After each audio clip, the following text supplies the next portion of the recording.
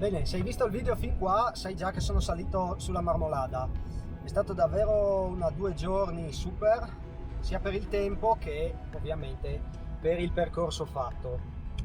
Siamo saliti fino a Punta Penia, la cima più alta delle Dolomiti, attraverso la via normale, per cui ghiacciaio, poi ferrata, poi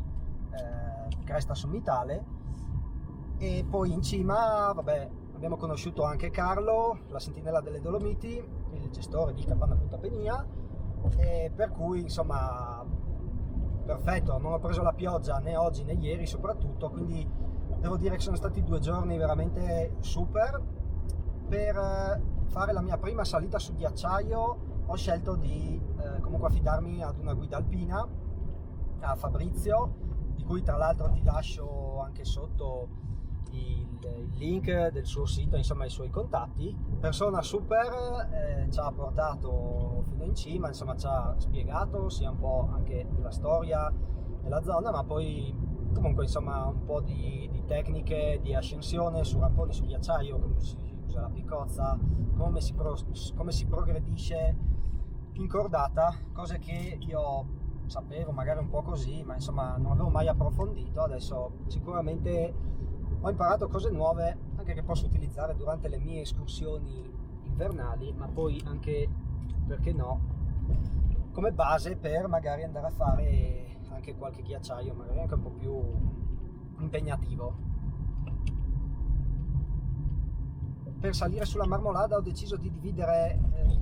l'escursione in 2 giorni, per cui ho dormito al rifugio Pian dei Fiacconi. Questo perché purtroppo da casa mia ci vogliono, ieri ci ho messo 3 ore e 40 per arrivare, e poi da quest'anno è pure chiusa la funivia che porta appunto al rifugio Pian dei Fiacconi, quindi avrei dovuto fare una levataccia, quindi avevo insomma l'opportunità di dividere l'escursione, per cui ieri sono arrivato verso le 6 sotto al passo Fedaia, in un'ora ho raggiunto il rifugio Pian dei Fiacconi, lì ho dormito e poi stamattina siamo partiti e siamo saliti sulla cima. Il rifugio del Pian dei Fiacconi,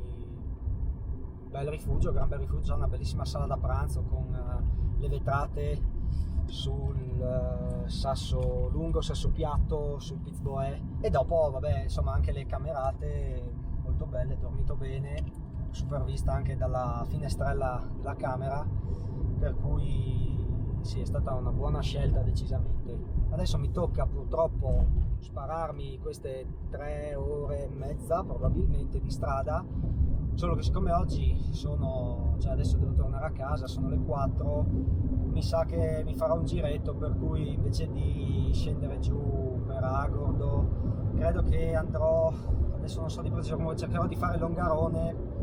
poi magari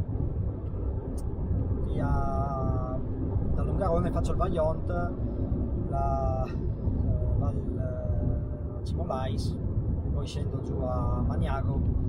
e torno magari per San Daniele, così mi faccio ancora un po' di montagna e sicuramente è un po' più interessante che no andare giù per la pianura. Io ti ringrazio per avermi seguito, ti ricordo di dare un'occhiata sotto in descrizione, troverai al di là dei contatti di Fabrizio della Guida Alpina, ti lascio anche magari qualche indicazione sul percorso fatto, il rifugio, insomma indicazioni sulla zona. Quindi ti ringrazio ancora per avermi seguito, ti saluto e ci vediamo nel prossimo video. Ciao, a presto!